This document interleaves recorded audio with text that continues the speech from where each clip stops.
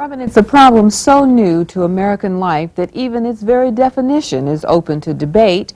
At the heart of it is a category of people that didn't exist merely a decade ago.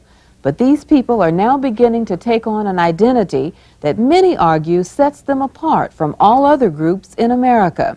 They are the people who have fallen through the cracks and now live in the basement of the American social system, as one observer put it. Others call them the underclass. Who are they? What are their problems? And why should we as a nation care? Over the next 6 Wednesday nights, we will try to answer these and other questions as we get to know some of these people and talk with others who have tried to help them. We will conclude with a debate over what to do about them with some of the country's leading experts. We begin this odyssey in Little Rock, Arkansas, with a single mother with no steady source of income, trying to make it against incredible odds. You are listening to NOAA Weather Radio in Central Arkansas, the voice of the National Weather Service. The forecast for this afternoon, cloudy with occasional rain and a chance of thunderstorms. Heavy rain is possible. High from 65 to 70. In the middle of a wet winter morning in North Little Rock, Gloria Brindle was working away at the only job she has in life, trying to hold her household together. 10 people of varying ages in severely cramped quarters make it a difficult job at best.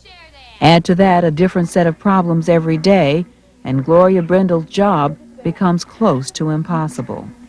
Yet, that's the story of Gloria Brindle's life, a daily existence close to the edge of disaster. On this day, Brindle's daughter Emily was home from school with an infected tooth. Her daughter-in-law Donna was here too, with her 2 children, baby Michelle and 3-year-old John.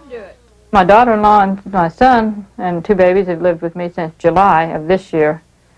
And they had no income, and my son got a job and would work a while and then couldn't hold a job or quit. And he's not really mature enough to provide for a family. And she has, you said she has a lot of other, tell me about that. She has this baby, she's pregnant now, and this baby she's pregnant with now makes a total of 6 for her. She's just 21 years old. Brindle's niece Shawn arrived recently with 2 more children, Crystal and Gayla. There was also 15-year-old Chad. He isn't part of the family, but Brindle took him in because she felt his mother wasn't caring for him properly. The week we visited, no one in the house had a steady job. There were no male wage earners present. There were no adult males present, period. Television as babysitter is an essential in this household full of children. Since no one has to punch a clock, it hardly matters that none of the 5 clocks in the living room agree. Brindle's schedule is usually determined by crises, like errands that have to be canceled because, once again, the car won't start. Or like Chad stabbing his finger on an old hypodermic needle he found in the bedroom, left apparently by the previous tenants. That's the second one that he found up here. Then there are the petty squabbles that illuminated bigger problems. John, pick them pants up and get out of my room. Pick them up before the dog gets them. The dog will eat them. Like daughter-in-law Donna's history of abusing her children. Come on. Now, boy. I can't go out and work because I've got 2 grandchildren, and the mother can't cope with taking care of them by herself. She has to have help. And SCAN, which is Children Protective Service for Child Abuse, will not let me leave the home. She has to be someone there to supervise and make sure she does not abuse the kids. Because she has a history of... She has a history of a violent temper, and she gets upset and takes it out on John, the little boy. And there are the chronic health problems, the result of having no family doctor, no regular medical checkups, nor medical insurance of any kind. On this particular morning, Brindle gave Emily medicine for her infected mouth. Then Emily gave Gayla medicine for an infected ear.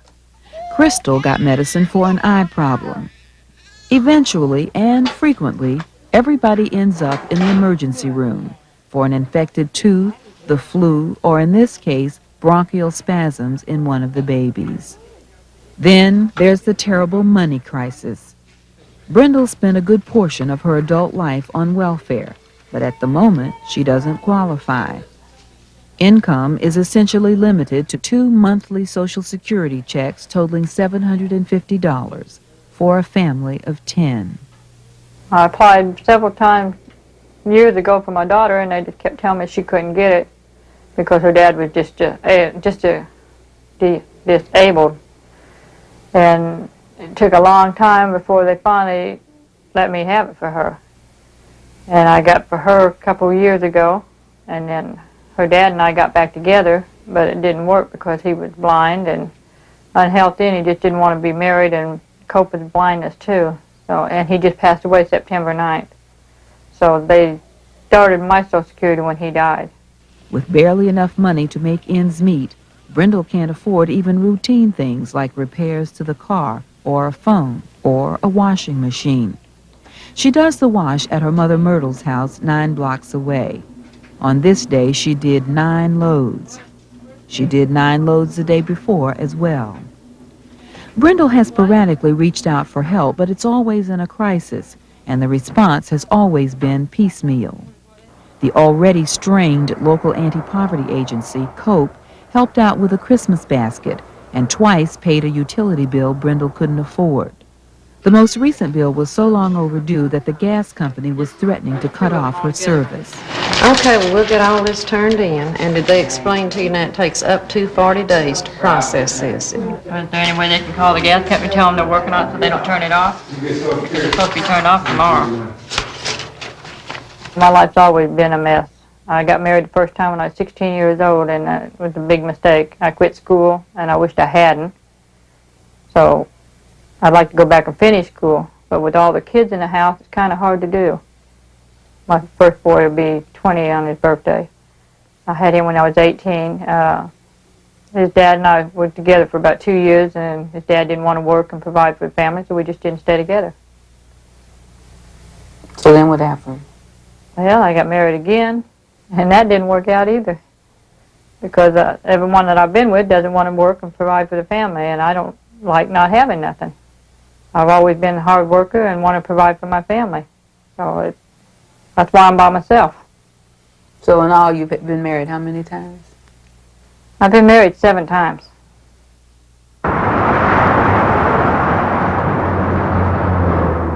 During the period we visited with Brindle, she made an emergency trip to California, where she grew up. Her son Victor, who remained behind, was being held in the Los Angeles County Juvenile Hall in connection with a car theft. Brindle had heard a rumor that Victor might be released if she appeared at the sentencing. Brindle and her mother drove from Arkansas to make the court date. The trip took 2 days. Where'd you stay? We slept in the car in front of Juvenile Hall in Sylmar. Why in front of Juvenile Hall? Well, that's where my son was at, and my car wouldn't run, and we were afraid we wouldn't be there in the next morning for the court, so we slept out in the parking lot in the car. The car ran all night? No, we turned it off. We were covered up in blankets. What was that like? Well, it was uncomfortable sleeping in the car, but I'd do it again for my son or any of my kids. The court has reviewed the probation officer's report. That report is received in evidence by reference. The minor's mother is also present. Did you have any communication with the probation officer of this county about being here today and what might happen with your son? Yes, I did. What were you told? He told me that he'd recommend he'd be released to me. And you came to this state based upon that recommendation? Yes, sir. The minor clearly wants to be with his mother. The mother wants him. I don't think it would serve the interest of the minor or society to keep him confined any longer. Getting Victor back was an emotional boost for Brindle, but a mixed blessing economically. Victor had no immediate prospects for a job. For Brindle, it was just one more mouth to feed. Back in Arkansas, Victor and Chad spent a lot of time sitting in the car to get away from the noise and chaos of the household. Meanwhile, Gloria Brindle was still trying to make a better life for herself and her extended family. She found a new house with 1 extra room. It only has 1 bathroom for its 10 occupants, and it's in need of a lot of work. But until the next crisis, Brindle is trying hard to make this house a home. What she didn't find was an exit from the underlying conditions that keep her permanently dependent on outside help to to survive.